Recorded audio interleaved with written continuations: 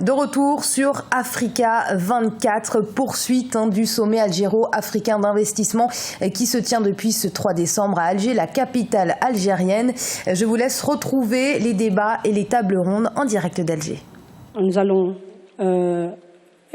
parler des grands projets structurants pour l'Afrique et de transformation digitale au cœur du développement de l'Afrique. Est-ce que l'espoir du développement très réussi du GSM va nous permettre d'avoir une connectivité Internet plus importante qu'elle n'est aujourd'hui.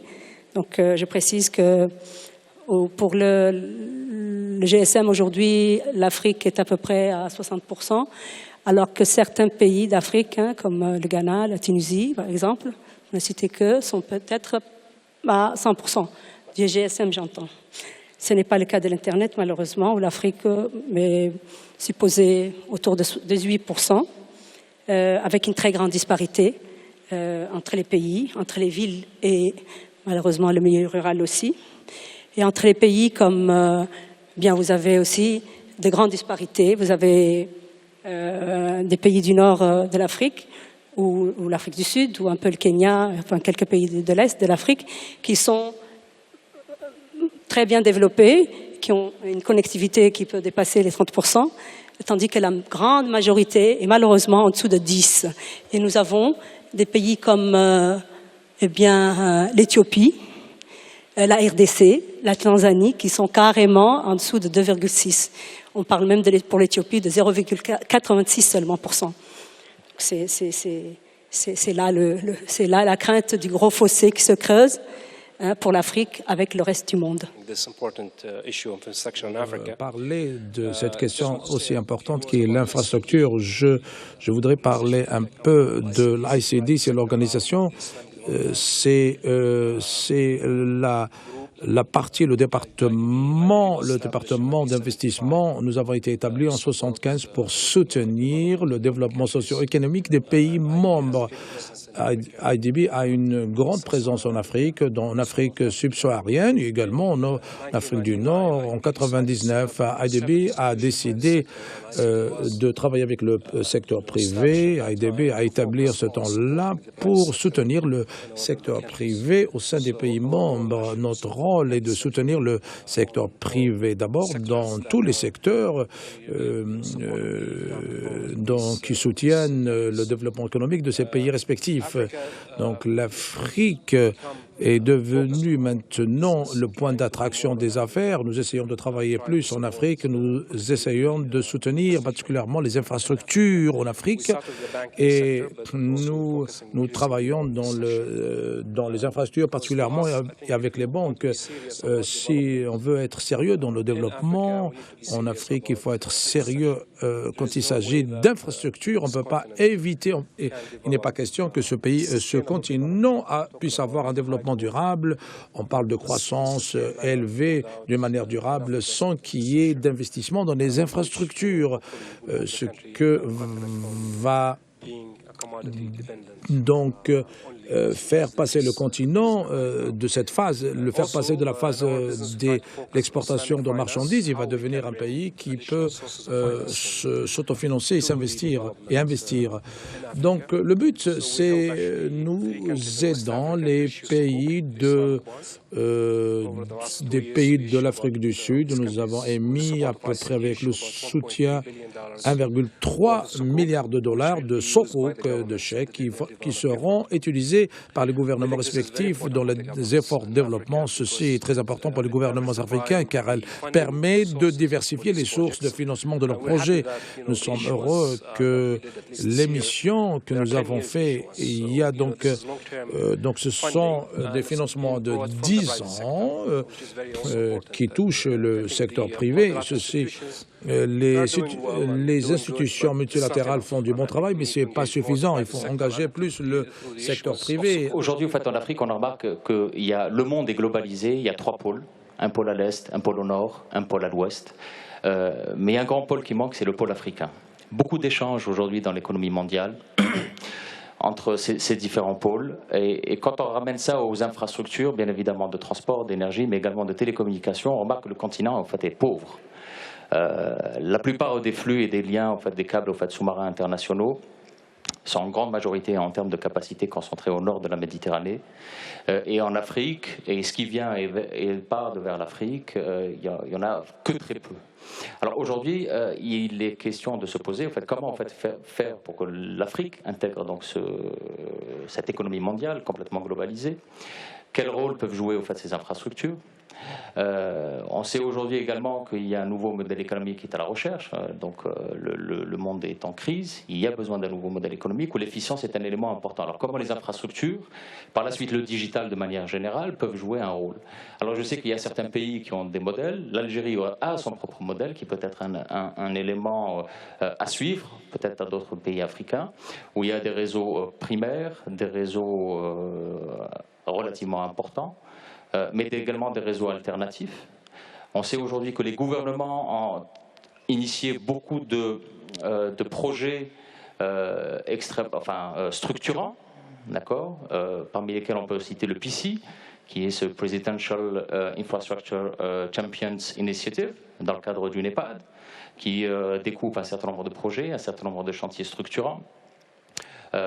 Dont le lien Alger-Zinder-Abuja, et pour lequel l'Algérie a réalisé une partie qui est relativement importante. Et si vous voulez, ce serait intéressant de comprendre un petit peu quels sont les projets les plus il y a cette initiative gouvernementale qui est importante, mais comment l'articulation peut se faire entre les projets gouvernementaux, les projets publics, les projets privés financés en propre ou financés à travers des fonds d'investissement. Si vous voulez, c'est une question que l'on doit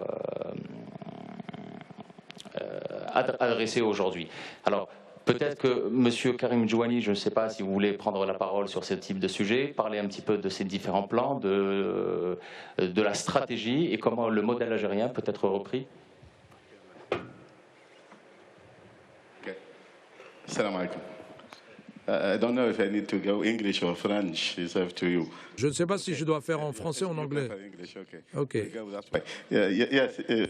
Effectivement, dans le contexte algérien, il y a une stratégie globale pour améliorer les technologies de l'information, leur impact généralement. Quelle est la contribution des secteurs des TIC dans le produit national brut? C'est un des objectifs du gouvernement, car l'orientation, c'est d'améliorer les projets structurants, améliorer la contribution de ce secteur dans le produit national brut, car nous voulons nous allons passer d'une économie classique et passer vers une économie basée sur les technologies de l'information. Les TIC, les technologies de l'information, de la communication, ce n'est pas l'accès à l'Internet ou aux services, c'est de connecter l'économie et améliorer également les autres secteurs de l'économie. Voilà, donc l'orientation, c'est de mettre l'accent sur la stratégie des TIC et voir quel est l'impact sur les différents secteurs de l'économie et comment nous allons passer et avancer à grande échelle pour qu'on puisse avoir un retour sur l'investissement d'ici 5-10 ans, avoir un plan stratégique. Et voilà donc la stratégie globale. Mais si vous voulez soutenir cette stratégie, il y a 3 aspects. Le premier aspect, d'abord, c'est le capital humain, le renforcement, la construction du capital humain. Nous voulons détenir la technologie, mais pour améliorer aussi l'éducation, c'est renforcer le domaine des TIC, car une nécessité pour les compétences dans les TIC, technologies de l'information et de la communication. Une des cibles, comment voir ce qui est fait à haut niveau et avoir des compétences très élevées. Ceci se passe en Algérie, bien sûr. On pourrait partager cela peut-être et on pourrait penser à la stratégie continentale. Quel serait notre avenir pour avoir l'évolutivité de ces compétences qui aura marché pour les capacités intellectuelles dans les domaines d'éthique. Ensuite vient l'infrastructure. Si vous voulez soutenir la numérisation de l'économie, vous devez améliorer vos infrastructures.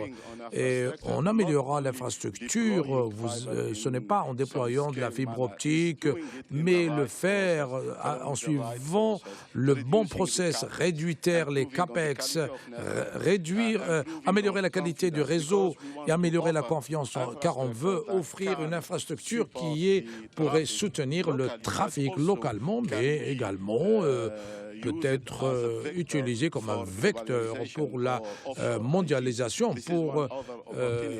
pour le offshore. C'est une des choses que nous pouvons voir en tant qu'orientation dans le développement du domaine d'éthique. Ensuite vient l'innovation et l'incubation. Si vous voulez améliorer tout cela, nous avons discuté déjà des infrastructures d'éthique. Nous avons besoin de créer des services et avoir un système de données. Tous les réseaux en Afrique, les réseaux de télécommunications sont utilisés par les autres sociétés. C'est over-the-top service. On veut partager des affaires. On ne peut pas offrir simplement le réseau pour les consommateurs, mais on veut développer des services innovateurs.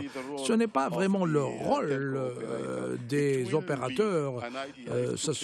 L'idée, c'est de créer des possibilités pour les incubations, l'innovation et l'incubation pour créer un écosystème de société autour de l'opérateur pour donner une valeur aux données, car les data sont l'avenir, et créer des opportunités autour des data. Voilà les possibilités. D'abord, construire un capital humain, car ceci est stratégique pour le pays et pour le continent. Également, améliorer vos propres infrastructures, car c'est nécessaire pour le décollage économique, et vous devez améliorer vos capacités pour innover et créer des incubateurs. Voilà donc la seule manière pour réussir en Algérie et surtout le continent africain. Pour nous, si on veut avancer de l'avant, nous avons 5 messages qu'on voudrait partager.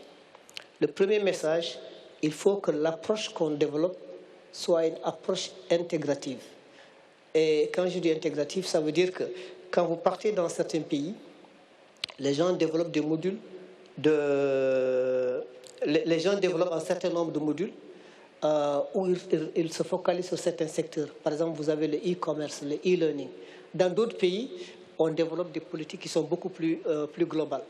Mais on n'est pas là pour juger est-ce que tel pays a raison ou tel autre pays n'a pas raison. Ce qui est important, c'est que quand les pays mettent en place ces politiques-là, il faut qu'il y ait de la cohérence.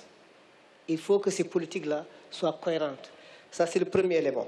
Le deuxième élément, il faut qu'on essaie d'amener le secteur privé à participer dans tout cela. Nous, au niveau du NEPAD, par exemple, ce que nous avons fait, c'est que nous avons créé ce qu'on appelle le CBN l'année dernière. Le CBN, c'est le Business Network, Continental Business Network, où on amène tout le secteur privé ensemble à réfléchir avec les pays comment on peut régler ces problèmes de connectivité. Et quand on parle d'une approche intégrative, comme je l'avais dit tout à l'heure, on doit regarder tous les secteurs. On ne doit pas juste se limiter à l'infrastructure d'éthique. Il faut aussi regarder les gens qui utilisent cette infrastructure. Le troisième élément sur lequel on voudrait aussi inviter les gens à réfléchir, c'est sur le content. À l'heure actuelle, nous avons beaucoup de programmes qui sont importés.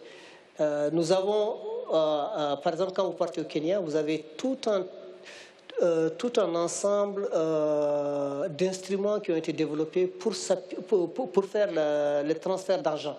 Et c'est ce qu'on appelle le M-Pesa. Depuis hier, on a beaucoup parlé de ça. On doit développer des programmes de ce genre. Donc, on a le Nollywood, par exemple, au Nigeria, avec la production de trucs.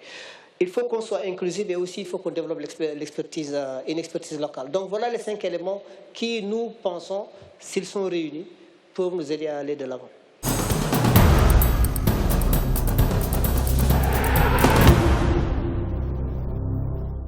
Mesdames et messieurs,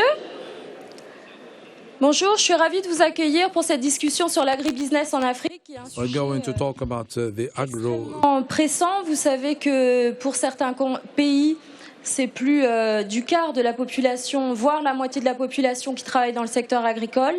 C'est évidemment l'impératif pour l'Afrique de se nourrir elle-même, mais c'est aussi un formidable réservoir d'opportunités puisque l'Afrique est le continent qui recèle le plus de terres arables encore non cultivées.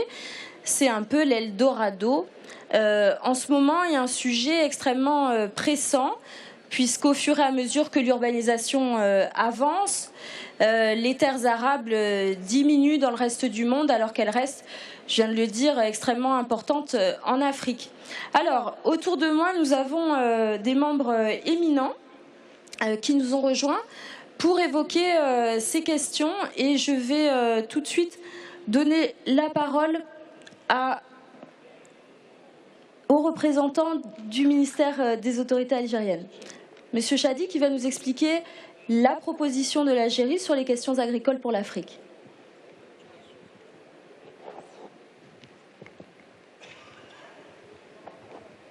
Je pense qu'il marche. Merci. Donc, je me présente, c'est Kamal Chadi, secrétaire général du ministère de l'Agriculture, du Développement rural et de la Pêche.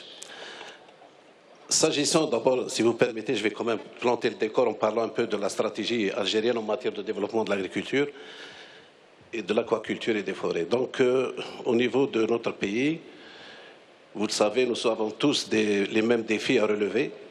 Tous les pays africains, même du monde, ont des défis à relever. Il s'agit d'assurer la sécurité alimentaire.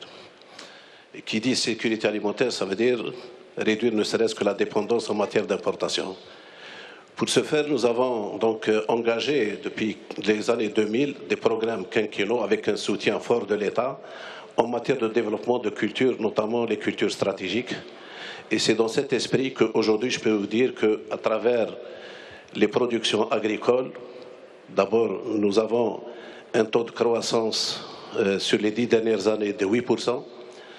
Nous avons pour l'année 2015 une valeur de production de 30 milliards de dollars et nous avons donc des défis, comme je disais, à relever. Donc dans ce cadre-là, nous avons arrêté comme premier axe le développement des filières. Donc aujourd'hui, nous avons une douzaine de filières toutes confondues que nous considérons stratégiques et je peux vous dire qu'aujourd'hui, l'Algérie s'autosuffit en matière de production maraîchère et je dirais également en matière fruitière. Il reste effectivement une dépendance puisque nous sommes à 60% donc, de couverture sur les céréales et le lait, et c'est là donc un des défis que nous comptons relever. Comment nous comptons relever ce défi? C'est d'abord en augmentant les surfaces de production. Nous sommes sur 8,5 millions d'hectares. Nous escomptons passer à horizon 2019-2020 à 9 millions d'hectares. Bien sûr, cela suppose également qu'on travaille sur les techniques, sur les rendements, améliorer les dispositifs de production, les itinéraires techniques, c'est basé également tous nos efforts sur la formation et la recherche. Nous avons également comme ambition de réaliser à horizon 2019-2020 2 millions d'hectares en irrigué, notamment dans le sud et les hauts plateaux. Aujourd'hui, nous sommes à 1,3 million d'hectares. Si vous me tendez la perche pour donner la parole à Monsieur Laïd Benamor, qui est le DG du groupe Benamor, le numéro 1 de l'agribusiness en Algérie. S'il s'agit de faire monter la production agricole dans la chaîne de valeur, c'est là où vous intervenez. Comment vous faites? Merci. La question c'était, vous m'avez dit maintenant, est-ce que vous investissez en Afrique? Oui, j'investis en Afrique. L'Algérie, c'est l'Afrique. Donc, depuis 30 ans, on est dans ce métier agro-industriel. Quand on a démarré notre unité, c'était une unité de 200 tonnes par jour dans la transformation de la tomate industrielle. Aujourd'hui, on a une capacité de 12 000 tonnes. Vous voyez un peu l'évolution et la croissance. On a commencé à travailler, parce que je pense que c'est bien qu'un producteur ou qu'une agriculture ait un financement. C'est très bien aussi qu'il y ait un travail de recherche pour maîtriser, mais c'est bien qu'il y ait un marché, mais s'il n'y a pas une visibilité, s'il n'y a pas un travail très restreint ou très équilibré entre l'industrie et la production qui est l'agriculture, je pense qu'on ne pourra pas aller loin et on ne pourra pas donner de la visibilité parce que le premier donneur d'ordre, c'est l'industriel et c'est l'industrie. Et l'agriculture, la production, elle est là pour servir, pour offrir au marché et pour donner les capacités qu'il faut. Et la recherche est là pour améliorer le rendement, pour donner plus de bénéfices et améliorer les revenus. Le responsable de la FAO parlait tout à l'heure, c'est vrai que d'améliorer les revenus des producteurs et des agriculteurs et je pense que c'est... nous avons commencé à travailler depuis 14 ans. Nous avons fait un état des lieux, une étude qui démontrait que le point faible, le maillon le plus faible, c'était l'agriculteur, le producteur. Nous avons commencé à travailler dans la parcelle. Il y avait un rendement de 12 à 15 tonnes par hectare. Après 10 ans de travail, nous sommes arrivés à multiplier par 4 ces rendements-là, de 15 à 60 tonnes. Les revenus sont meilleurs, la qualité, elle est encore meilleure. On produisait moins de 50% de nos capacités. Aujourd'hui, on est arrivé à autosuffisance. Aujourd'hui, on va essayer de regarder encore plus loin comment est-ce qu'on pourrait exporter et aller avec nos excédents chez nos voisins africains. J'étais en Côte d'Ivoire il y a quelques mois, j'ai visité des plantations. La Côte d'Ivoire produit de la mangue. 80% de cette production, elle est inexploitée. Elle n'est pas consommée, elle reste dans les arbres. Une bonne partie d'ananas, une bonne partie de bananes et beaucoup de production agricole, et ils ont des difficultés aujourd'hui à commercialiser aussi la partie anacarde, qui est les noix de cajou. Donc, si on n'arrive pas à travailler ensemble, et si on n'arrive pas, en tant qu'Africains, à essayer de trouver des solutions entre nous, je pense que personne ne pourra les trouver à notre place. L'Afrique, c'est un jeune continent. L'Afrique regorge de jeunesse. L'Afrique, c'est un pays vierge. C'est un continent vierge. Et l'Afrique peut produire, pas seulement pour son continent. Et jusqu'à aujourd'hui, c'est l'Afrique qui est plus pauvre en termes de sécurité alimentaire et qui ne produit même pas 10% de ce qu'il consomme.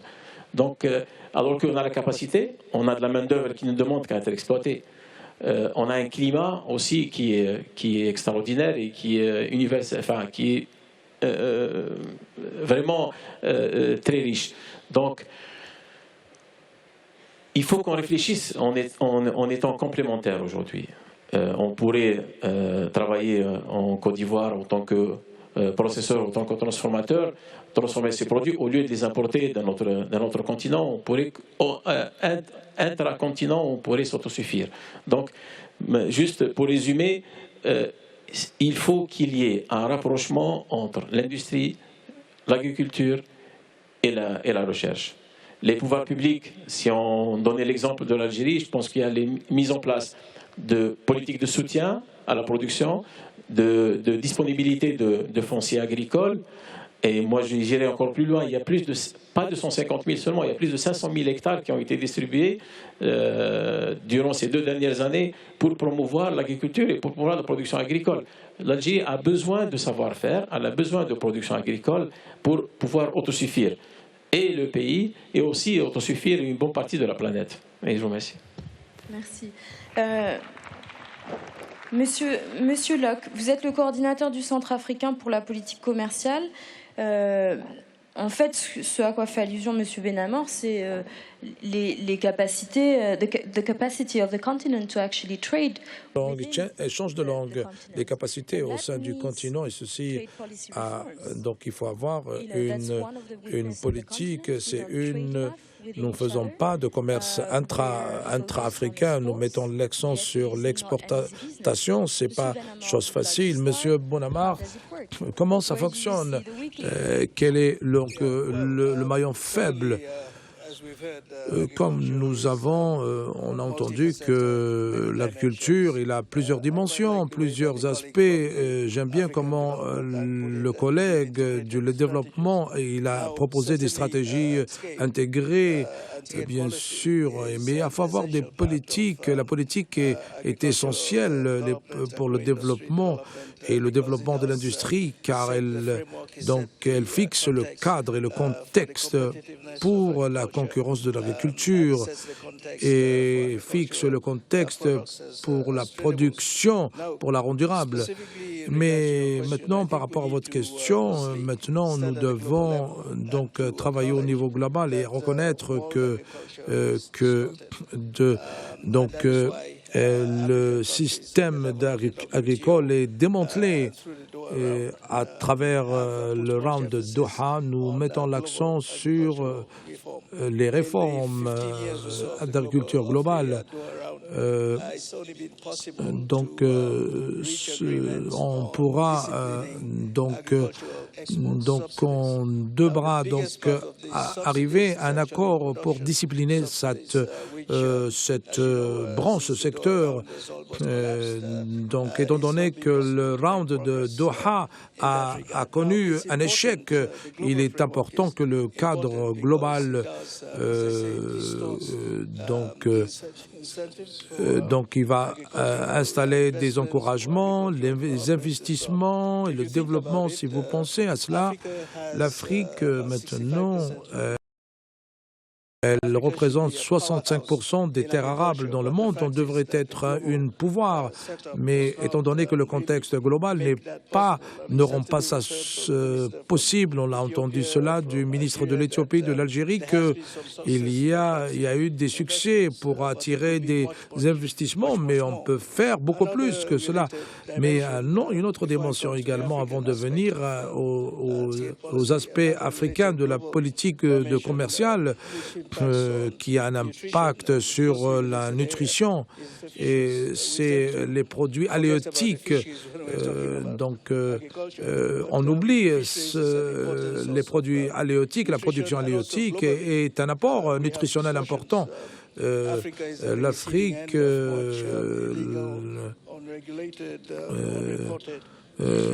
nous avons donc une production halieutique qui n'est pas réglementée, donc nous perdons beaucoup de cette valeur halieutique qui existe en Afrique.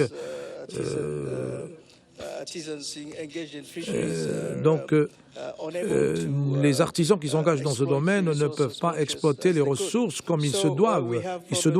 Nous avons des problèmes également avec la production halieutique.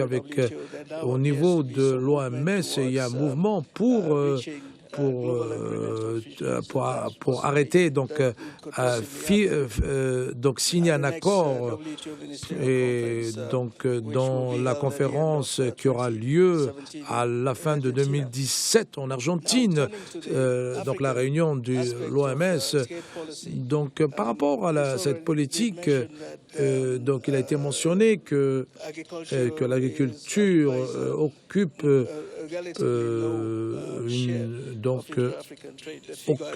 le chiffre du commerce interafricain représente 20% simplement du commerce interafricain. Je vais mettre cela dans un contexte. D'après les contextes ICF, c'est 16%, nous parlons de 20%. 20% sur les 16, bien sûr. 16% dont on en a parlé, on peut améliorer cela, on peut augmenter cela. Pourquoi? Une des raisons pourquoi est-ce que ce taux est faible, ceci est dû, c'est les tarifs agricoles en Afrique sont très élevés, relativement élevés, et l'analyse que nous avons fait que il y a des tarifs de protection de 8,5%. L'Afrique exporte ses produits et les tarifs à l'export sont de 2% simplement. Vous voyez, les tarifs interafricains sont de 8,5%, tandis que les tarifs à l'exportation vers le reste du monde est de 2%. nous avons terminé le 3e round à Addis Ababa la semaine passée, lycéenne, où nous optons pour un tarif de 0%. Je vais vous justifier cela. Pourquoi nous pensons que nous avons besoin d'un tarif de 0% dans l'agriculture? Car dans le contexte de négociation, les pays pourraient avoir des produits sensibles, mais ils veulent faire une barrière de protection, bien sûr. Mais on doit établir un système de 0% pour les produits agricoles pour s'assurer qu'il y a donc un mouvement, donc un commerce libre dans le domaine de l'agriculture. C'était les débats et tables rondes en direct du sommet algéro-africain d'investissement qui se tient depuis ce 3 décembre à Alger, capitale algérienne. Merci de les avoir suivis. Restez sur Africa 24. Dans un instant, une nouvelle édition de l'information.